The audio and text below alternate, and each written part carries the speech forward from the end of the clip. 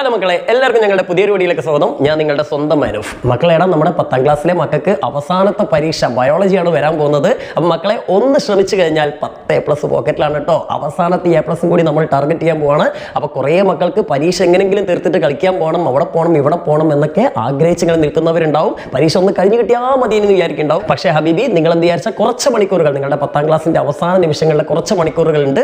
ഇത് നിങ്ങളൊന്ന് നല്ലപോലെ മെനക്കെട്ടാൽ ഇതുവരെ A+ ഒന്നും കിട്ടില്ല എന്ന് വിചാരിക്കുന്ന കുട്ടികൾക്ക് പോലും ഒരു A+ എങ്കിലും വാങ്ങാൻ പറ്റും. അപ്പോൾ ഒന്ന് ട്രൈ ചെയ്യടാ. ശ്രമിച്ചിട്ട് പോയി കിട്ടില്ല പോട്ടെ, ഓക്കെ, പോയി കിട്ടിയ ചട്ടിനോ എന്നാ കിട്ടിയ കൂട്ടിയില്ലേ എന്നൊക്കെ ആയിക്കോട്ടെ മക്കളെ. അപ്പോൾ നമ്മൾക്കൊന്ന് ട്രൈ ചെയ്ത് നോക്കാം. നിങ്ങൾക്ക് ഈ A+ വാങ്ങാൻ, ബയോളജിയിൽ A+ വാങ്ങാൻ എന്നെ കൊണ്ട് പറ്റാവുന്ന പരമാവധി വീഡിയോസ് ഞാൻ തരും. നമ്മുടെ ചാനലിൻ്റെ പ്ലേലിസ്റ്റിൽ ഓൾറെഡി പഴയ വീഡിയോസ് ഒക്കെ ഉണ്ട്. പഴയത് കാണാൻ ഇഷ്ടമുള്ളവരാണെങ്കിൽ അങ്ങനെ കണ്ടോളൂ. അല്ലെങ്കിൽ നമുക്ക് പരമാവധി വീഡിയോസ് ഒക്കെ നമ്മളിപ്പം ഈ ഒരു 1-2 ദിവസം കൊണ്ടായിട്ട് തരും കേട്ടോ. അപ്പോൾ എന്തായാലും മക്കളെ, ഇന്ന് നമ്മൾ പഠിക്കാൻ പോകുന്നത് നമ്മുടെ ബയോളജിയിലെ ഫസ്റ്റ് ചാപ്റ്റർ ഉണ്ടല്ലോ. ഈ ചാപ്റ്ററിൽ നിന്ന് മക്കൾക്ക് വരാൻ ഏറ്റവും കൂടുതൽ സാധ്യതയുള്ള ഒരു ക്വസ്റ്റ്യൻ ആണ് നമ്മുടെ ന്യൂറോൺ അഥവാ നാഡീകോശം അല്ലേ. അപ്പോൾ ഇതുമായി ബന്ധപ്പെട്ടിട്ടുള്ള ഒരു വീഡിയോ ആണ് ഇന്ന് നമ്മൾ ചെയ്യുന്നത്.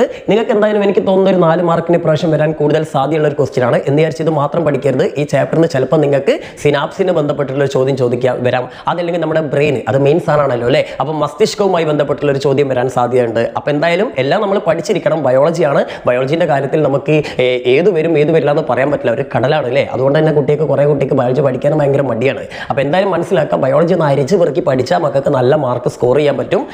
പിന്നെ ബയോളജിയിലെ ഫ്ലോ ചാർട്ടുകൾ, അതേപോലെ തന്നെ ചിത്രങ്ങൾ, ഒരു ചിത്രം മക്കൾ വിടരുത്. ഏത് ചിത്രം വരുന്നുള്ള ഇവന്മാർക്ക് എവിടെ ഒരുപാട് ചിത്രങ്ങളിലുണ്ട്. എവിടെ നിന്ന് വേണമെങ്കിലും ചോദിച്ചെങ്ങാണ്ട് ഭാഗങ്ങൾ അടയാളപ്പെടുത്താനും അതേപോലെ തന്നെ എന്ത് ചെയ്യാൻ ചിലപ്പോൾ ഫംഗ്ഷൻസ് ചോദിക്കാനും ഇതെന്താണ് അതെന്താണെന്നൊക്കെ ചോദിക്കാനൊക്കെ സാധ്യതയുണ്ട്. അപ്പോൾ എല്ലാ പാഠഭാഗങ്ങളിലെയും ചിത്രങ്ങൾ പഠിച്ചു വെക്കണം, ഫ്ലോ ചാർട്ടുകൾ പഠിച്ചേക്കണം. നല്ല കൃത്യമായിട്ട് വായിച്ചു കഴിഞ്ഞാലേ ബയോളജിയിൽ നമുക്ക് A+ലേക്ക് എത്താൻ പറ്റുള്ളൂ. അപ്പോൾ ഒന്ന് ട്രൈ ചെയ്ത് നോക്കാം. ഓക്കെ, ട്രൈ ചെയ്താൽ എന്തായാലും കിട്ടണം. ട്രൈ ചെയ്താൽ നടക്കാത്ത എന്താണുള്ളത്. അപ്പോൾ മക്കളെ, നമുക്ക് നാഡീകോശം അല്ലെങ്കിൽ ന്യൂറോണിനെ കുറിച്ച് നമുക്ക് പഠിക്കാം. അതിന് മുമ്പായിട്ട് നമുക്ക് ഈ ചാപ്റ്ററിനെ കുറിച്ച് ജസ്റ്റ് ഒന്നൊരു ഇൻട്രൊഡക്ഷൻ നോക്കാം. നമ്മൾ ഈ ചാപ്റ്ററിൽ മെയിനായിട്ട് പഠിക്കുന്ന മക്കളെ ഈ സംഭവമാണ്.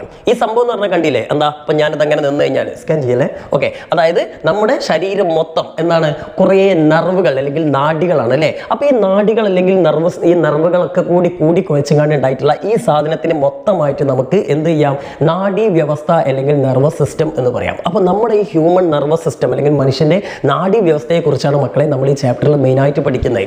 ഈ നാഡീ വ്യവസ്ഥയെ പ്രധാനമായിട്ട് അല്ലെങ്കിൽ നെർവസ് സിസ്റ്റത്തെ പ്രധാനമായിട്ട് നമുക്ക് 2ആയിട്ട് ക്ലാസിഫൈ ചെയ്യണം. അതിൻ്റെ പിക്ചറാണ് മക്കളെ നമുക്ക് ഇവിടെ കൊടുത്തിട്ടുള്ളത്. അതായത് നാഡീ വ്യവസ്ഥയുടെ ആദ്യത്തെ പാർട്ട്, ഏറ്റവും പ്രധാനപ്പെട്ട പാർട്ടാണ് സെൻട്രൽ നെർവസ് സിസ്റ്റം അഥവാ കേന്ദ്ര നാഡീ വ്യവസ്ഥ. ഇതിൽ ഈ ഒരു പിക്ചറിലേക്ക് വന്നാൽ നമുക്കിവിടെ ഈ റെഡ് കളറിൽ കാണുന്നില്ലടാ, ഈ റെഡ് കളറിൽ കാണുന്ന ഈ സാധനമാണ് സെൻട്രൽ നെർവസ് സിസ്റ്റം അല്ലെങ്കിൽ കേന്ദ്ര നാഡീ വ്യവസ്ഥ. അതാണ് ഞാൻ ഈ ഫസ്റ്റ് പിക്ചറിൽ നിങ്ങൾക്ക് ഇവിടെ കാണിച്ചു തന്നിട്ടുള്ളത്. ഓക്കെ, ഇതാണ് സെൻട്രൽ നാഡീ വ്യവസ്ഥ അല്ലെങ്കിൽ കേന്ദ്ര. ഇവിടെ നമുക്ക് ഇതാ മഞ്ഞ കളറിലാണ് കാണിച്ചിട്ടുള്ളത്, ഇവിടെ റെഡ്. രണ്ടും സെയിം ആണെന്ന് മനസ്സിലാക്കട്ടോ. അത് മഞ്ഞ തലച്ചോറാണ്, ഇത് ചുവപ്പാണ്. അപ്പോൾ ഈ സെൻട്രൽ നെർവസ് സിസ്റ്റം അല്ലെങ്കിൽ കേന്ദ്ര നാഡീ വ്യവസ്ഥ, മലയാളം ഇംഗ്ലീഷും പറയുമ്പോൾ ചിലപ്പോൾ നാഡി നെർവൊക്കെ അങ്ങോട്ടും ഇങ്ങോട്ടൊക്കെ ആവും. അത് ശ്രദ്ധിക്കണം കേട്ടോ. അതേ സ്പീഡ് പറയുമ്പോൾ അങ്ങനെ കൈപ്പോവാ പോട്ടെ. അപ്പോൾ എന്തായാലും ഈ സെൻട്രൽ നെർവസ് സിസ്റ്റം അല്ലെങ്കിൽ കേന്ദ്ര നാഡീ വ്യവസ്ഥയിൽ പ്രധാനമായിട്ടും 2 ഗുണാപ്പുകളാണുള്ളത്. ഒന്നും ഇവിടെ തലൻ്റെ ഉള്ളിലുള്ള മെയിൻ സാധനം തലച്ചോറ് ഇല്ലേ, ഉണ്ടാവും അല്ലേ. ഓക്കെ, അപ്പോൾ എന്തായാലും ഈ തലച്ചോറ് അല്ലെങ്കിൽ ബ്രെയിൻ ആണ് നമ്മുടെ സെൻട്രൽ നെർവസ് സിസ്റ്റത്തിൻ്റെ മെയിൻ, അതിൻ്റെ ആണിക്കല്ല് എന്ന് പറയാം അല്ലേ. ഇനി ആ ബ്രെയിനെ പോലെ തന്നെ ഇമ്പോർട്ടൻ്റ് ആണ് ഈ കുട്ടി അല്ല. ഈ നിങ്ങളുടെ ബ്രെയിനുമായി കണക്ട് ചെയ്ത് നേരെ നമ്മുടെ സ്പൈനിനെ, നമ്മുടെ നട്ടലിനുള്ള കൂടി വരുന്ന സാധനം ഇല്ലേ, അതൊരു ചെറിയ നാര് പോലത്തെ സാധനം ആയതുകൊണ്ട് അതിന് നമ്മൾ ഇട്ടിരിക്കുന്ന പേരാണ് സ്പൈനൽ കോഡ്. കോഡ് എന്ന് പറഞ്ഞാൽ തന്നെ ചരട് നാര് എന്നൊക്കെ അർത്ഥം അല്ലേ. അപ്പോൾ മക്കളെ, ഈ ഒരു ബ്രെയിനും അതേപോലെ തന്നെ സ്പൈനൽ കോഡും ചേർന്നിട്ടുള്ള ഈ പാർട്ട് നമ്മൾ പറയുന്ന പേരാണ് സെൻട്രൽ നെർവസ് സിസ്റ്റം അല്ലെങ്കിൽ കേന്ദ്ര നാഡീ വ്യവസ്ഥ. അപ്പോൾ ഒന്നാമത്തെ പഠിച്ചില്ലേ. ഓക്കെ, ഇതൊക്കെ ചിലപ്പോൾ നിങ്ങൾക്ക് വൺ വേർഡൊക്കെ ആയിട്ട് ചോദിക്കാം. അല്ലെങ്കിൽ ഇതുമായി ബന്ധപ്പെട്ട ഒരു ഫ്ലോ ചാർട്ട് ഉണ്ട് ടെക്സ്റ്റിൽ. ആ ഫ്ലോ ചാർട്ട് എന്തായാലും പഠിക്കണം. ചിലപ്പോൾ നിങ്ങൾക്ക് ആ ഫ്ലോ ചാർട്ട് ഫില്ല് ചെയ്യാനൊക്കെ ചിലപ്പോൾ വന്നുകൂടായി കേട്ടോ. ഇനി 2ാമത്തെ പാർട്ട് നമുക്ക് നോക്കാം. ഇവിടെയൊക്കെ കണ്ടില്ല മക്കളെ, കുറേ എണ്ണം കൈമലും കാലുമലൊക്കെ ഇത് തലയിലൊക്കെ ഉണ്ട് കേട്ടോ. അപ്പോൾ ഇവിടെയൊക്കെ കുറേ നെർവുകൾ ഇനി ബാക്കിയുണ്ട്. അതായത് നമ്മുടെ ബ്രെയിനും ഈ പറഞ്ഞിട്ടുള്ള ഏത് സ്പൈനൽ കോഡും അല്ലാതെ നിങ്ങൾക്ക് വേറെ, സ്പൈനൽ കോഡിന്റെ മലയാളം സുഷുമ്ന എന്നാട്ടോ, അത് ഓർത്ത് വെക്കണേ. ഓക്കെ, അപ്പോൾ ഇതല്ലാതെ വേറെ കുറേ നെർവുകൾ ശരീരത്തിന്റെ പല ഭാഗത്ത്, തല തൊട്ട് കാല് വരെ കുറേ നെർവുകളില്ലേ, ഈ അല്ലെങ്കിൽ നാഡികളുണ്ട് അല്ലേ. ഈ നാഡികൾക്കെല്ലാം കൂടി ചേർത്തിട്ട് നമുക്ക് മറ്റൊരു പേര് കൊടുക്കാം. അതാണ് 2ാമത്തെ പാർട്ട്. അതാണ് നമ്മുടെ പെരിഫറൽ നെർവസ് സിസ്റ്റം അല്ലെങ്കിൽ പെരിഫറൽ നാഡീ വ്യവസ്ഥ എന്ന് പറഞ്ഞ സാധനം. അതിന്റെ പിക്ചറാണ് ഞാൻ ഇവിടെ 2ാമത് കൊടുത്തിട്ടുള്ളത്. കണ്ടോ, ഇവിടെ കണ്ടില്ല, തലേന്നൊക്കെ കുറേ ഇങ്ങനെ സാധനങ്ങൾ കണ്ടോ, അങ്ങോട്ടും ഇങ്ങോട്ടൊക്കെ ഇഷ്ടം പോലെ അല്ലേ. അതായത് നമ്മുടെ സ്പൈനിൽ നിന്നും വരുന്നുണ്ട്, ബ്രെയിനിൽ നിന്നും ഒക്കെ ഇഷ്ടംപോലെ നെർവുകൾ നമ്മുടെ ശരീരത്തിന്റെ പല ഭാഗങ്ങളിലേക്ക് കണക്ട് ചെയ്തേക്കാം. ഫുള്ള് വയറിംഗ് അല്ലേ, നമ്മുടെ ഹ്യൂമൻ ബോഡി മൊത്തം വയറിംഗ്. ഒരു വയർ എവിടെയെങ്കിലും കട്ട് പോയിട്ടുണ്ടെങ്കിൽ മൊത്തം കണക്ഷൻ പോലെ. അപ്പോൾ എന്തായാലും മക്കളെ, ഇതിൽ ബ്രെയിനിൽ നിന്ന് വരുന്ന ഈ ഒരു നെർവുകളെ മൊത്തമായിട്ട് നമുക്ക് ശിരോനാഡികൾ അല്ലെങ്കിൽ ക്രാനിയൽ നെർവ് എന്ന് പറയാം. ഈ ശിരോ എന്ന് കേട്ടാൽ തന്നെ, ശിരോവസ്ത്രം നിങ്ങൾ കേട്ടിട്ടുണ്ടാവും അല്ലേ, ശിരസ് അല്ലേ. ശിരോ എന്ന് പറഞ്ഞാൽ തന്നെ അത് തലയാണെന്ന് മനസ്സിലാക്കുക. അപ്പോൾ തലയിൽ മെയിനായിട്ട് നമ്മുടെ ബ്രെയിൻ അല്ലടാ. അപ്പോൾ ബ്രെയിനുമായി കണക്ട് ചെയ്ത് കിടക്കുന്ന എല്ലാ നാഡികളും, എല്ലാ നെർവുകളെയും നമുക്ക് ശിരോനാഡികൾ അല്ലെങ്കിൽ ക്രേനിയൽ നെർവ് എന്ന് പറയാം. ഓക്കെ, ഇനി രണ്ടാമത്തെ ഇവിടെ പേര് തന്നെ ഉണ്ട്, സ്പൈനൽ നെർവ്, അതായത് സുഷുമ്ന നാഡികൾ. ഈ സുഷുമ്ന അല്ലെങ്കിൽ സ്പൈനൽ കോഡ് നമ്മൾ നേരത്തെ പഠിച്ചതാണ്. ഈ നീളത്ത് കിടക്കുന്ന ഈ സാധനമല്ലേ, അതുമായി ബന്ധപ്പെട്ട് കിടക്കുന്ന അതിൽ നിന്നുള്ള അവയവങ്ങൾ അങ്ങോട്ടും ഇങ്ങോട്ടൊക്കെ എത്തിക്കാനും അതിന്റെ കാര്യങ്ങളൊക്കെ കൺട്രോൾ ചെയ്യുന്ന ഈ നാഡികൾ അല്ലെങ്കിൽ നെർവസിനെയാണ് നമ്മൾ എന്തെന്ന് പറയാ, ഈ സുഷുമ്ന നാഡികൾ അല്ലെങ്കിൽ സ്പൈനൽ നെർവ് എന്ന് പറയുന്നത്. മക്കളെ മനസ്സിലായോ? അപ്പൊ നമ്മളിപ്പോൾ എന്താ പഠിച്ചത്? നെർവസ് സിസ്റ്റത്തിനെ രണ്ടായിട്ട് ക്ലാസിഫൈ ചെയ്തു. ഒന്ന് സെൻട്രൽ നെർവസ് സിസ്റ്റം, അതായത് കേന്ദ്ര നാഡി വ്യവസ്ഥ, മറ്റൊന്ന് നമ്മുടെ പെരിഫറൽ നെർവസ് സിസ്റ്റം, അതായത് പെരിഫറൽ നാഡി വ്യവസ്ഥ. പിന്നെ ഈ സെൻട്രൽ നെർവസ് സിസ്റ്റത്തിന്, അതായത് കേന്ദ്ര നാഡി വ്യവസ്ഥയെ വീണ്ടും നമ്മൾ രണ്ടായി തരംതിരിച്ചു. ബ്രെയിന്, സ്പൈനൽ കോഡ്, അതായത് സുഷുമ്ന, മസ്തിഷ്കം. പിന്നെ മറ്റേ പെരിഫറൽ നാഡി വ്യവസ്ഥയെ നമ്മൾ വീണ്ടും രണ്ടായിട്ട് ക്ലാസിഫൈ ചെയ്തു, അതായത് ക്രാനിയൽ അഥവാ ശിരോനാഡികൾ, പിന്നെ മറ്റൊന്ന് സ്പൈനൽ അല്ലെങ്കിൽ സുഷുമ്ന. ക്ലിയർ അല്ലേ മക്കളെ? ക്ലിയർ അല്ലേ? എന്നാൽ പിന്നെ ഒരു ലൈക്ക് അടിച്ചോളി. ഇനി നമ്മൾ നമ്മുടെ ഇമ്പോർട്ടൻറ്റ് ടോപ്പിക്കിലേക്ക് കിടക്കാണ്. അപ്പം നേരത്തെ ഞാൻ പറഞ്ഞതൊക്കെ ചിലപ്പോൾ നിങ്ങൾക്ക് ചോദ്യങ്ങൾ വരും, എന്നാൽ നമുക്ക് മെയിനായിട്ട് ഇത് പഠിച്ചു വെക്കണം കേട്ടോ. ഇത് പഠിക്കുമ്പോൾ ഈ ചിത്രം കൂടി ഒന്ന് വരച്ച് പഠിക്കണം, കാരണം ചിത്രം വരച്ച ഒരു മാർക്ക് കിട്ടും കേട്ടോ. ഓക്കെ മക്കളെ, ഈ നടുവിൽ ഇങ്ങനെ വെട്ടിട്ട ബായത്തണ്ട് പോലെ കിടക്കുന്ന ഒരു സാധനം കണ്ടില്ലേ? ഇതാണ് ഇവിടെ ന്യൂറോൺ, അതായത് നാഡീകോശം. ഇതൊരു സെല്ലാണ് കേട്ടോ, നാഡീകോശം, ന്യൂറോൺ സെൽ എന്നാണ് ഇതിന് ശരിക്കും അല്ലേ, ഒരു സെല്ലാണ്. സോ ഈ സെൽ, നമുക്കറിയാം സെല്ല് കൊണ്ടാണ് നമ്മുടെ ഹ്യൂമൻ ബോഡി മൊത്തം ഉണ്ടാക്കിയത്. നമ്മുടെ ഹ്യൂമൻ ബോഡി എന്നല്ല, എല്ലാ ഗുണചക്രങ്ങളും ലൈഫായിട്ടുള്ള എല്ലാ സാധനങ്ങളും സെല്ലുകൾ കൊണ്ടല്ലേ ഉണ്ടാക്കിയിരിക്കുന്നത്. അപ്പൊ ഈ ന്യൂറോൺ സെൽ അല്ലെങ്കിൽ പറഞ്ഞിട്ടുള്ള ഈ നാഡീകോശം എന്ന് പറഞ്ഞിട്ടുള്ള സാധനം ഉണ്ടല്ലോ, ന്യൂറോൺ, ഇത് എന്തിനു വേണ്ടിയിട്ടാ? എന്തോ ഉണ്ടാക്കാൻ വേണ്ടിയിട്ടല്ലേ, വേറൊന്നല്ല. നമ്മൾ നേരത്തെ പറഞ്ഞ നെർവസ് സിസ്റ്റം അല്ലേടാ, അല്ലേ? ഇപ്പൊ നമ്മൾ പഠിച്ച നെർവസ് സിസ്റ്റം അല്ലേ, അതായത് ഈ സാധനം, ഇത് മൊത്തം ഈ നെർവസ് സിസ്റ്റം അല്ലെങ്കിൽ നാഡീ വ്യവസ്ഥ മൊത്തം ഉണ്ടാക്കാൻ വേണ്ടിയിട്ട് ഉപയോഗിച്ചിട്ടുള്ള സെല്ലാണ് ഇത്, നമ്മുടെ ന്യൂറോൺ അല്ലെങ്കിൽ നാഡീകോശം. അപ്പൊ മനസ്സിലാക്കാം, നാഡീകോശം അല്ലെങ്കിൽ ന്യൂറോൺ എന്ന് പറഞ്ഞ ഒരു ബിൽഡിംഗ് ബ്ലോക്ക് ആണ്. എന്തിന്? ടു ഫോം നമ്മുടെ നെർവസ് സിസ്റ്റം, അതായത് നാഡീ വ്യവസ്ഥ രൂപപ്പെടുത്താൻ വേണ്ടി ഉപയോഗിച്ചിട്ടുള്ള കോശങ്ങളാണെന്ന് മനസ്സിലാക്കാം. ചിലപ്പോൾ മുൻപേടൊക്കെ വരും, ശ്രദ്ധിച്ചു നോക്കണം കേട്ടോ. ഓക്കെ, അപ്പൊ എന്തായാലും ഈ കോശങ്ങൾക്കും നല്ല ഒരുപാട് പാർട്സുകൾ ഉണ്ട്. അതേപോലെ തന്നെ ആ പാർട്സുകൾക്കൊക്കെ അതിൻ്റെതായ ഫംഗ്ഷൻസ് ഉണ്ട്. കാരണം വലിയൊരു ജോലി അവർക്ക് ചെയ്യാനുള്ള, അല്ലേ? നമ്മുടെ ശരീരത്തെ മൊത്തം കൺട്രോൾ ചെയ്യുന്ന ആ മൊത്തം നെർവസ് സിസ്റ്റമിലെ നാഡീ വ്യവസ്ഥ ഉണ്ടാക്കിയെടുക്കണ്ടേ? അപ്പം വലിയൊരു ഡ്യൂട്ടിയാണ്. അപ്പോൾ അതിന് വേണ്ടിയിട്ട് കുറേ കയ്യും കാലൊക്കെ ഉണ്ട് ഇതിനല്ലേ. അപ്പോൾ എന്തായാലും നമുക്ക് നോക്കാം ഇതിൻ്റെ പാർട്സുകളൊക്കെ ഏതൊക്കെയാണ്, അതിൻ്റെ ഫംഗ്ഷൻസ് ഏതൊക്കെയാണ്. നിങ്ങൾക്ക് പരീക്ഷയ്ക്ക് വരുന്ന 1-2 ചോദ്യങ്ങളും കൂടി ഇതിലുണ്ട്. പല ടൈപ്പ് ചോദ്യങ്ങളുണ്ട്. അപ്പോൾ അതൊക്കെ നമുക്ക് പരിചയപ്പെടാം. അപ്പോൾ അതിന് മുമ്പ് ആദ്യം നമ്മൾ ഇത് പഠിച്ചു കഴിഞ്ഞാൽ പിന്നെ മക്കളെ നിങ്ങൾക്ക് ഏത് തരത്തിൽ ഇതിൻ്റെ ചോദ്യം വന്നു കഴിഞ്ഞാലും ആൻസർ ചെയ്താൽ പറ്റും. അപ്പോൾ ഇത് മക്കൾ എന്തായാലും പഠിക്കണം. ഇംഗ്ലീഷ് മീഡിയത്തിനും മലയാളം മീഡിയത്തിനുണ്ട്. നമുക്കൊന്ന് ശ്രദ്ധിക്കാം. അപ്പോൾ മക്കളെ, നമ്മൾ ഈ ചിത്രത്തിൽ നിന്ന് ആദ്യം തന്നെ മനസ്സിലാക്കേണ്ടത് നമ്മുടെ ഈ ഒരു നാഡീകോശം അല്ലെങ്കിൽ ന്യൂറോണ് പ്രധാനമായിട്ടും 3 പാർട്ടുകൾ ഉണ്ടാ. ഏതൊക്കെയാണ് 3 പാർട്ടുകൾ? ഒന്നാമത്തേതാ ഈ കാണുന്ന ഈ ഒരു ന്യൂക്ലിയസിന് ചുറ്റുള്ള ഈ ഭാഗം, അതിനാണ് നമ്മൾ കോശ ശരീരം, സെൽ ബോഡി, നമ്മുടെ ഈ ന്യൂറോണിന്റെ ബോഡി എന്ന് പറയാം, സെൽ ബോഡി എന്ന് പറയാം, അല്ലേ? ഇനി രണ്ടാമത്തത് ഈ ഒരു കോശ ശരീരത്തിൽ നിന്ന് അല്ലെങ്കിൽ സെൽ ബോഡിയിൽ നിന്ന് ഇവിടെ കണ്ടോ വാല് പോലെ ഒരു പട്ടണത്തിന്റെ ചരട് പോലെ ഇങ്ങനെ പോണ ഒരു സാധനം കണ്ടില്ല മക്കളെ? ഇതാണ് നമ്മുടെ ആക്സോൺ എന്ന് പറഞ്ഞിട്ടുള്ള സാധനം. Okay, axon. എന്നാൽ ബാക്കി ഇതിൽ നിന്ന് കുറെ ചെറുത് ഇങ്ങനെ അങ്ങോട്ടും ഇങ്ങോട്ടും കുറെ എണ്ണം കണ്ടില്ലേ? ഇങ്ങനെ മുളച്ച് ചെടിന്റെ കൊമ്പ് വളക്കിനാരി ഇങ്ങനെ കുറെ എണ്ണം അങ്ങോട്ടും ഇങ്ങോട്ടും, ഇതൊക്കെ ഡെൻഡ്രോണുകളാണ്. അപ്പൊ അങ്ങനെ 3 പാർട്ടുകളാണ് മക്കളുള്ളത്. ഏതൊക്കെയാണ്? ആക്സോൺ, ഈ നീണ്ടു കിടക്കുന്നത് ആക്സോൺ ആണ്. അതേപോലെ തന്നെ ഈ മെയിൻ ആയിട്ടുള്ള ഭാഗം എന്ന് പറഞ്ഞാൽ കോശ ശരീരമാണ്. ശരീരത്തിനാണല്ലോ ബാക്കിയുള്ളതൊക്കെ പോകുന്നില്ല, നമ്മളെ കയ്യും കാലൊക്കെ പോകുന്ന മാതിരി. ഇനി അടുത്തത് ആ ചെറിയ സാധനങ്ങൾ പൊന്തി നിൽക്കുന്ന ചെറിയ കൈകളൊക്കെ ഏതാണ്? ഡെൻഡ്രോണുകളാണ്. അപ്പൊ നമ്മൾ മെയിൻ ആയിട്ടുള്ള 3 പഠിച്ചു കഴിഞ്ഞു. ഇനി നമുക്ക് നോക്കേണ്ടത്, നമ്മളിതപ്പോ ഈ ഒരു ഡെൻഡ്രോണിലേക്ക് വരാം. ഇതൊക്കെ അല്ലേ ഡെൻഡ്രോണ്, അല്ലേ? ഈ ഡെൻഡ്രോണെന്ന് വീണ്ടും കണ്ടോ മരത്തിന്റെ ചുള്ളിക്കൊമ്പ് പോണ മാതിരി ചെറിയ അല്ലേ കലമാനൊക്കെ കൊമ്പ് വരുന്നുണ്ട്, അല്ലേ? നല്ല രസമുണ്ട്. അപ്പൊ ഇങ്ങനെ കുറെ എണ്ണം ഇങ്ങനെ കണ്ടില്ല മക്കളെ? ഈ പോകുന്ന സാധനങ്ങൾക്കാണ് നമ്മൾ ഡെൻഡ്രൈറ്റ് എന്ന് പറയാം. അപ്പൊ ഡെൻഡ്രോൺ എന്നാണ് ഡെൻഡ്രൈറ്റ് ഉണ്ടാവുന്നത്. അപ്പൊ കുറെ ഡെൻഡ്രൈറ്റുകൾ അങ്ങോട്ടും ഇങ്ങോട്ടൊക്കെ തലങ്ങും വിലങ്ങും പോലെ വയറിംഗ് ആണ്, ഇതൊക്കെ വയറിംഗ് ആണ്. ദെൻ ഇനി അടുത്തെന്താ? ആക്സോൺ അല്ലേ ഈ പോണത്, അല്ലേ? ആക്സോൺ നമ്മുടെ കോശരീരത്തിൽ നിന്ന് നേരെ ഇങ്ങനെ പോകുന്നുണ്ട്. ആ ആക്സോണും പിന്നെ ഇങ്ങനെ പലതായിട്ട് ഡിവൈഡ് ചെയ്യുന്ന കണ്ടില്ലടാ. ഈ പോകുന്ന സാധനങ്ങൾക്കാണ് അല്ലെങ്കിൽ ആക്സോണിന്റെ ഈ ഡിവിഷൻസ് ആണ് നമ്മൾ ആക്സോണൈറ്റ് എന്ന് പറയാം. അപ്പൊ കുറെ ആക്സോണൈറ്റുകൾ മക്കൾ കണ്ടില്ലേ? ഇനി ആക്സോണൈറ്റുകളുടെ അറ്റത്ത് കണ്ടില്ല മക്കളെ? ഓരോ ഉണ്ട നമ്മുടെ ഈ ചെമ്പരത്തിപ്പൂവിന്റെ മേലൊക്കെ ഉണ്ടാവില്ലേ, പോളൻ ഗ്രെയിൻസ് ഒക്കെ മാറി അങ്ങനെയുള്ള ഉണ്ടകൾ, ആ ഉണ്ടകൾക്ക് നമ്മൾ പറയുന്ന പേരാണ് സിനാപ്റ്റിക് നോബ് എന്ന് പറയാം. Okay, synaptic knob. അപ്പൊ നമ്മൾ വീണ്ടും 3 പാർട്ടും കൂടി പഠിച്ചു. ഏതാണ്? ഡെൻഡ്രോണിന്ന് ഡെൻഡ്രൈറ്റ്സുകൾ ഉണ്ടാവുന്നുണ്ട്, അതേപോലെ തന്നെ ആക്സോണിന്ന് ആക്സോണൈറ്റുകൾ ഉണ്ടാവുന്നുണ്ട്. ഈ ആക്സോണൈറ്റുകളുടെ അറ്റത്തുണ്ടാവുന്ന ആ ഉണ്ടകൾക്ക് നമ്മൾ പറയുന്ന പേരാണ് സിനാപ്റ്റിക് നോബ്സ്. മക്കളെ, ഇത്രയും ആകും ക്ലിയർ അല്ലേ? ഇത്രയും ആകും പഠിച്ചു കഴിഞ്ഞാൽ തന്നെ നിങ്ങൾക്ക് ABCD മാർക്ക് ചെയ്യാനൊക്കെ വന്നിട്ടുണ്ട്. നിങ്ങൾക്ക് എളുപ്പത്തിൽ എന്ത് ചെയ്യാൻ പറ്റും? അത് ഏതാണ് പാർട്ട് എന്ന് പെട്ടെന്ന് കണ്ടുപിടിക്കാൻ പറ്റും. പക്ഷേ നിങ്ങൾ ശ്രദ്ധിക്കേണ്ടത്, നിങ്ങൾക്ക് ചിലപ്പം ജസ്റ്റ് പാർട്ടുകൾ മാത്രമാവില്ല, നിങ്ങൾക്ക് ചിലപ്പോൾ ഫംഗ്ഷൻസ് തരും. ആ ഫംഗ്ഷൻസ് തന്നിട്ട് ആ ഫംഗ്ഷൻ നിർവഹിക്കുന്ന പാർട്ട് ഏതാണെന്നൊക്കെ അടയാളപ്പെടുത്താനൊക്കെ ഉണ്ടാവും, വരച്ചിട്ട് അടയാളപ്പെടുത്താനുണ്ടാവും. അപ്പോൾ വരയ്ക്കാൻ ഞാൻ നേരത്തെ പറഞ്ഞാൽ പഠിക്കാം.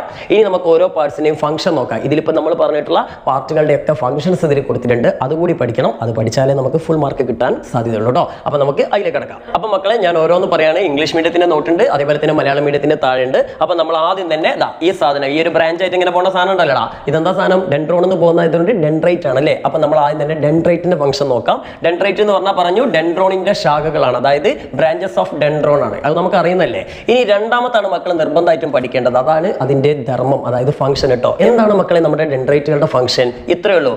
Part that receive impulses from adjacent neuron, അതായത് തൊട്ടടുത്തുള്ള ന്യൂറോണിൽ നിന്ന് സന്ദേശങ്ങൾ സ്വീകരിക്കുന്ന ഭാഗം. ഇത്ര മക്കൾ മനസ്സിലാക്കി ചാടി. ഈ മക്കളെ നമ്മൾ അടുത്തേക്ക് വരാണ് ഡെൻഡ്രോൺ. നമുക്കറിയാം ഡെൻഡ്രൈറ്റുകൾ വരുന്നത് ഡെൻഡ്രോണിൽ നിന്നാണ് അല്ലേ. ഡെൻഡ്രോൺ എന്ന് പറഞ്ഞാൽ ഈ ഒരു സാധനം അല്ലേ. ഈ സാധനങ്ങൾക്കാണ് നമ്മൾ ഡെൻഡ്രോൺ എന്ന് പറയാം. അപ്പോൾ ഡെൻഡ്രോൺ പറഞ്ഞ് short filament from cell body, നമ്മുടെ സെൽ ബോഡി അല്ലെങ്കിൽ കോശ ശരീരത്തിൽ നിന്ന് വരുന്ന ചെറിയ ചെറിയ ഫിലമെന്റുകൾക്കാണ് നമ്മൾ ഡെൻഡ്രോൺ എന്ന് പറയാം അല്ലേ. സോ ഡെൻഡ്രോണിന്റെ ഫംഗ്ഷൻ ഇവിടെ പറയുന്നുണ്ട് it carry impulses from dendrites to cell body. നമ്മൾ നേരത്തെ മനസ്സിലാക്കി നമ്മുടെ ഡെൻഡ്രൈറ്റുകൾ അല്ലേ. ഈ ഒരു ഡെൻഡ്രൈറ്റുകൾ എന്താ ചെയ്യുന്നത്? അഡ്ജസന്റ് ആയിട്ടുള്ള അടുത്തടുത്തുള്ള ന്യൂറോണുകൾ എന്നൊക്കെ, അതായത് നാഡികൾ എന്നൊക്കെ ആവേഗങ്ങളെ അല്ലെങ്കിൽ ഇമ്പൾസുകളെ സ്വീകരിക്കുകയാണ് ചെയ്യുന്നത് അല്ലേ. ആ സ്വീകരിച്ചു കഴിഞ്ഞിട്ടുള്ള ഡെൻഡ്രൈറ്റുകൾ സ്വീകരിച്ചു കഴിഞ്ഞിട്ടുള്ള ഇമ്പൾസുകളെ പിന്നീട് ആര് സ്വീകരിക്കും? നമ്മുടെ ഡെൻഡ്രോൺ സ്വീകരിക്കും. അപ്പോൾ ഡെൻഡ്രോൺ പരിപാടി എന്താണ്? Carry impulses from dendrites. Okay, അപ്പോൾ ഇയാൾ ആദ്യം പുറത്തുനിന്ന് സ്വീകരിക്കും, പിന്നെ അയാൾ അടുത്തുനിന്ന് ഇയാൾ സ്വീകരിക്കും, എന്നിട്ട് അതിനെ നേരെ ഇയാൾ കണക്ട് ചെയ്യുന്ന സെൽ ബോഡിയിലേക്കല്ലേ, നേരെ കോശരീതിക്ക് സെൽ ബോഡിയിലേക്ക് ആ ഇമ്പൾസസിനെ എത്തിക്കുക അല്ലെങ്കിൽ ആവേഗങ്ങൾ എത്തിക്കുക എന്നുള്ളതാണ് ഡെൻഡ്രോണുകളുടെ പ്രധാനപ്പെട്ട പണി. അപ്പം അത് കിട്ടിയില്ലേ മക്കളെ? ഓക്കെ, ഇനി നമുക്ക് അടുത്ത് വന്നു കഴിഞ്ഞാൽ ഇവിടെ ഷ്വാൻ സെൽ എന്ന് പറഞ്ഞൊരു സാധനമുണ്ട്. ഞാൻ നേരത്തെ പറഞ്ഞിട്ടില്ല അല്ലേ, ഷ്വാൻ കോശം എന്ന് പറഞ്ഞ സാധനമാണ്. ഇതൊന്നുമില്ല, എൻസർക്കിൾസ് ദ ആക്സോൺ എന്ന് പറഞ്ഞാൽ ആക്സോണിന് വലയം ചെയ്യാന്നാണ് ഉദ്ദേശിച്ചത്. അപ്പോൾ ഈ ആക്സോൺ ഒരു പ്രൊട്ടക്ഷൻ എന്നുള്ള രീതിയിലൊക്കെയാണ് ഷ്വാൻ കോശങ്ങൾ. നമുക്കതാ ഇവിടെയൊക്കെ ഇങ്ങനെ കാണാം, അതായത് ഇതാ ഈ ഒരു കുറെ ഉണ്ടകൾ നിങ്ങൾ ഇങ്ങനെ കണ്ടില്ലേ, അതൊക്കെയാണ് ഷ്വാൻ കോശങ്ങൾ എന്ന് പറയുന്നത്. നിങ്ങൾ ജസ്റ്റ് മനസ്സിലാക്കിയത് ഒരു ആവരണം പോലെ നമ്മുടെ ആക്സോണിന് ചുറ്റിലും കാണുന്നതാണ്. അതിനൊരു പ്രൊട്ടക്ഷൻ എന്നൊക്കെയുള്ള രീതിയിലാണ് ഇത് നിൽക്കുന്നത്. വേറെയും കുറെ ഫംഗ്ഷൻസ് ഉണ്ട്. ഷ്വാൻ സെല്ലിനെ കുറിച്ചിട്ട് നമ്മൾ അടുത്ത ടോപ്പിക്കിൽ ഡീറ്റെയിൽ ആയിട്ട് പഠിക്കുന്നതുകൊണ്ട് നമ്മൾ ഇവിടെ പറയുന്നില്ല. അപ്പോൾ അത് നമുക്ക് അന്നേരം നോക്കാം. എന്തായാലും മക്കളെ നിങ്ങൾ ഈ ഒരു ഫംഗ്ഷൻ ഇവിടെ എന്തായാലും പഠിച്ചു വെക്കണം. നിങ്ങൾക്ക് വരാൻ സാധ്യത ഇങ്ങനെയാണ്, എൻസർക്കിൾഡ് ആക്സൺ എന്ന് പറഞ്ഞിട്ടുണ്ടെങ്കിൽ ആ ഭാഗം നിങ്ങൾ അടയാളപ്പെടുത്തുക. ഓക്കെ, ഇനി അടുത്ത മക്കളെ ആക്സോൺ ആണ്. ഞാൻ പറഞ്ഞു ഇതാ ഈ ഒരു വാല് പോലെ പോകുന്ന സാധനങ്ങളല്ലേ ആക്സോൺ. ആക്സോൺ ചുറ്റോടാണല്ലോ ഷ്വാൻ കോശങ്ങൾ ഉള്ളത് അല്ലേ. സോ ആക്സോൺ എന്ന് പറഞ്ഞു കഴിഞ്ഞാൽ ഇവിടെ പറഞ്ഞ് കോശ ശരീരത്തിൽ നിന്ന്, അതായത് നമ്മുടെ സെൽ ബോഡിയിൽ നിന്ന് നീളത്തിൽ പോകുന്ന ആ തന്തുവാണ് അല്ലേ. അതായത് ഇവിടെ ഇംഗ്ലീഷിൽ കൊടുത്തിട്ട് longest filament from cell body അല്ലേ. ചെറുതിനൊക്കെ നമ്മൾ ഡെൻഡ്രോൺ എന്ന് പറയും, നീണ്ടതിനെയാണ് നമ്മൾ എന്തെന്ന് പറയാ, ആക്സോൺ എന്ന് പറയാം. സോ ആക്സോണിന്റെ ഫംഗ്ഷൻ ഇതാണ് മക്കളെ, കോശ ശരീരത്തിൽ നിന്ന് ആവയവങ്ങളെ പുറത്തേക്ക് സംഭവിക്കും. അതായത് നമ്മുടെ ഡെൻഡ്രൈറ്റുകൾ സ്വീകരിക്കുന്ന നേരെ ഡെൻഡ്രോണുകളിലൂടെ കോശ ശരീരത്തിലേക്ക് എത്തുന്നു. ഈ കോശ ശരീരത്തിൽ നിന്ന് പിന്നീട് നേരെ ആക്സോണിലൂടെയാണ് ഇതെന്ത് ചെയ്യുന്നത്, പുറത്ത് മറ്റുള്ള ഭാഗങ്ങളിലേക്ക് ഈ ആവയവങ്ങൾ അല്ലെങ്കിൽ ഇമ്പൾസുകൾ അയക്കപ്പെടുന്നത്. അപ്പൊ മൂപ്പര് ശരിക്കും ഒരു പുറത്തേക്കുള്ള സാധനമാണ് അല്ലെ, പുറത്തേക്ക് വിടുന്ന സാധനമാണെന്ന് മനസ്സിലാക്കുക. അടുത്ത ഭാഗം മക്കളെ നമ്മുടെ ആക്സോണൈറ്റ് ആണല്ലോ. ആക്സോണൈറ്റ് നമുക്ക് അറിയാം എന്താണ്, ആക്സോണിന്റെ ബ്രാഞ്ചസ് ആണ് അല്ലെ. ആക്സോണിൽ നിന്ന് ഇങ്ങനെ പോണ ചെറിയ ബ്രാഞ്ചുകളാണ് ആക്സോണൈറ്റ്. അപ്പം തന്നെ നമുക്ക് ഊഹിക്കാം നമ്മുടെ ഈ സെൽ ബോഡിയിൽ നിന്ന് നേരെ വരുന്ന ആവയവങ്ങൾ ഇമ്പൾസുകൾ നമ്മുടെ ആക്സോണിലൂടെ എവിടേക്ക് എത്തും, ആക്സോണൈറ്റിലേക്ക് എത്തും. അപ്പൊ ഈ ഒരു ആക്സോണിൽ നിന്ന് വരുന്ന ഈ ഒരു ആവയവങ്ങൾ ഇമ്പൾസുകളെ സ്വീകരിക്കുക എന്നുള്ള പരിപാടി, ക്യാരി ചെയ്യാന്നുള്ള പരിപാടിയാണ് ആക്സോണൈറ്റുകളുടേത് അല്ലേ. സോ അവിടെ നോക്കി ആവയവങ്ങളെ സിനാപ്റ്റിക് നോബിലേക്ക് എത്തിക്കുക, അവിടുന്ന് ക്യാരി ചെയ്തിട്ട് നേരെ അറ്റത്തുള്ള ഉണ്ടകളില്ലേ ഈ ഉണ്ടകളിലേക്ക് എത്തിച്ചു കൊടുക്കുന്ന പണിയാണ്. ഇതൊക്കെ ഒരു പൈപ്പ് പോലെ മനസ്സിലാക്കിയാൽ മതി. നമ്മൾ ഇവിടുന്ന് ഇങ്ങനെ വെള്ളം വന്നിട്ട് നേരെ വെള്ളത്തിൽ കൂടി ഇങ്ങനെ പോയിട്ട് ഇവിടുന്ന് പൈപ്പിലൂടെ പുറത്തേക്ക് വരുന്ന മാതിരി അങ്ങനെ ഇമേജ് ചെയ്താൽ മതി. ഇവിടുന്ന് വരുന്ന ആവയവങ്ങൾ ഇങ്ങനെ ഇതിനുള്ളിൽ കൂടി ഇങ്ങനെ വന്നിട്ട് ഇമ്പൾസുകൾ വന്നിട്ട് നേരെ ഈ ഒരു ആക്സോണിലൂടെ ആക്സോണൈറ്റിലേക്ക് എത്തുന്നു. ആക്സോണൈറ്റിൽ നിന്ന് പിന്നെ നേരെ സിനാപ്റ്റിക് നോബിലേക്ക് എത്തുന്നു. അപ്പോൾ സിനാപ്റ്റിക് നോബ് എന്ന് പറഞ്ഞാൽ ആക്സോണൈറ്റുകളുടെ അറ്റത്തുള്ള സാധനമാണല്ലോ. സോ നോക്ക്, ആക്സോണൈറ്റിന്റെ അഗ്രഭാഗം ഏറ്റവും അറ്റത്തെയാണ് നമ്മൾ എന്ത് ചെയ്യുന്നത്, സിനാപ്റ്റിക് നോബ് എന്ന് പറയുന്നത്. ഫംഗ്ഷൻ എന്താ, ഈ നാഡീയ പ്രേഷകം സ്രവിക്കുക, അതായത് സെക്രീറ്റ്സ് ന്യൂറോ ട്രാൻസ്മിറ്റർ. ഇത്ര മനസ്സിലാക്കി വെച്ചാൽ മതി. അപ്പോൾ മക്കളെ നമ്മൾ ഇതാ ന്യൂറോണിന്റെ മൊത്തം ഫംഗ്ഷൻസ് പഠിച്ചു കഴിഞ്ഞിരിക്കുകയാണ് നാഡീകോശത്തിന്റെ. അപ്പം മക്കളെ നമ്മുടെ ചോദ്യങ്ങളിലേക്ക് കടക്കുന്ന മുമ്പ് ഇത്ര മാത്രം മക്കളൊന്ന് മനസ്സിലാക്കി വെച്ചാൽ മതി. നമ്മുടെ ഇമ്പൾസസ് ഉണ്ടല്ലോ, അതായത് ആവയവങ്ങൾ നേരെ ഡെൻഡ്രൈറ്റ് കൂടെ നേരെ ഡെൻഡ്രോണിലേക്ക് എത്തുന്നു. ഡെൻഡ്രോണിൽ നേരെ സെൽ ബോഡി അല്ലെങ്കിൽ കോശരീരത്തിലേക്ക് എത്തുന്നു. അവിടുന്ന് നേരെ എന്ത് ചെയ്യുന്നു, നമ്മുടെ ആക്സോണിലൂടെ പോയിട്ട് ആക്സോണൈറ്റിലേക്ക്, ആക്സോണൈറ്റിൽ നിന്ന് നേരെ സിനാപ്റ്റിക് നോബിലേക്ക് അവിടുന്ന് ട്രാൻസ്മിറ്റ് ചെയ്യുന്നു. ഇത്രയേ ഉള്ളൂ. ഈ സാധനം കണ്ട് ഒരു പൈപ്പിൽ നിന്ന് വെള്ളം വരുന്ന പോലെ അങ്ങോട്ട് റൂട്ട് മാപ്പ് പോലെ പഠിച്ചു കഴിഞ്ഞാൽ നമുക്ക് പിന്നെ ഉത്തരം തെറ്റൂല. ഓക്കെ, ഇനി നമുക്ക് നമ്മുടെ ചോദ്യങ്ങളിലേക്ക് കിടക്കാം. അപ്പോൾ മക്കളെ നമ്മുടെ ഫസ്റ്റ് ക്വസ്റ്റ്യൻ ഇതാണ്. ഇത് നിങ്ങൾക്ക് പ്രീവിയസ് പരീക്ഷയ്ക്ക് ചോദിച്ചിട്ടുള്ളൊരു ചോദ്യമാണ്. ഈ നാഡീകോശം തന്നെ വരുന്ന ഞാൻ 100% ഉറപ്പിച്ച് പറയില്ല കേട്ടോ. നമുക്ക് ബ്രെയിനൊക്കെ എടുക്കാനുള്ളതാണ്, പേടിക്കേണ്ട, എല്ലാ വീഡിയോകളും കാണണേ.